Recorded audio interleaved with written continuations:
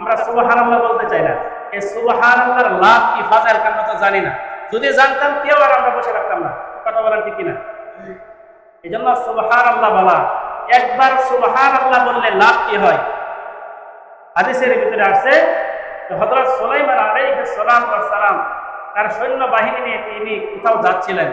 এক পাশে ছিল মানুষ, আরেক পাশে ছিল কি জিন, আর উপরে পাখিগুলো হযরত সুলাইমান আলাইহিস সালাতু ওয়াস সালামকে ছায়া দিচ্ছিলেন। বলেন সুবহানাল্লাহ।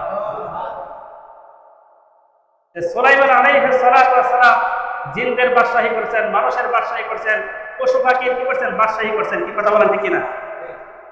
তিনি বাদশাহ ছিলেন, রাজত্ব করছেন।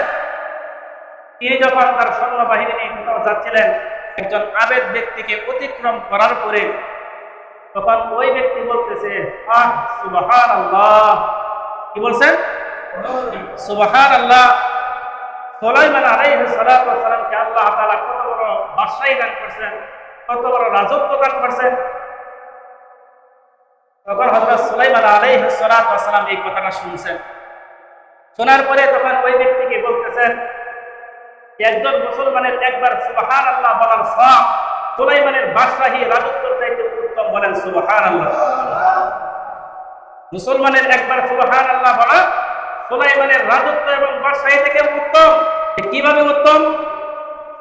হযরত সুলাইমান আলাইহিস সালাতু ওয়াস সালাম বলেন যে সুলাইমানের বাদশাহী রাজত্ব একদিন শেষ হয়ে যাবে, কিন্তু একজন মুসলমানের, একজন ঈমানদারের সুবহানাল্লাহ বলার সওয়াব কোনদিন শেষ হবে না। বলেন সুবহানাল্লাহ। কি বলেন শেষ হবে? আপনি বললেন সুবহানাল্লাহ, এটার যে একটা সওয়াব হয়েছে, এই সওয়াব কি কোনদিন শেষ হবে? শেষ হবে। কিন্তু দুনিয়া একদিন বাদশাহী রাজত্ব সব শেষ হয়ে যাবে। এই কথাই বুঝাইছেন হযরত সুলাইমান আলাইহিস সালাতু ওয়াস সালাম। একবার সুবহানাল্লাহ বলা সুলাইমানের বাদশাহী রাজত্ব থেকে উত্তম।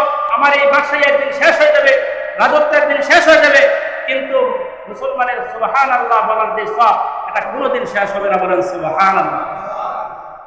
এই জন্য আমরা মাঝে মাঝে সুবহানাল্লাহ, মাঝে মাঝে আলহামদুলিল্লাহ, আল্লাহু আকবার, এগুলি আমরা 5 মিনিট পাঠ করবো তো ইনশাআল্লাহ।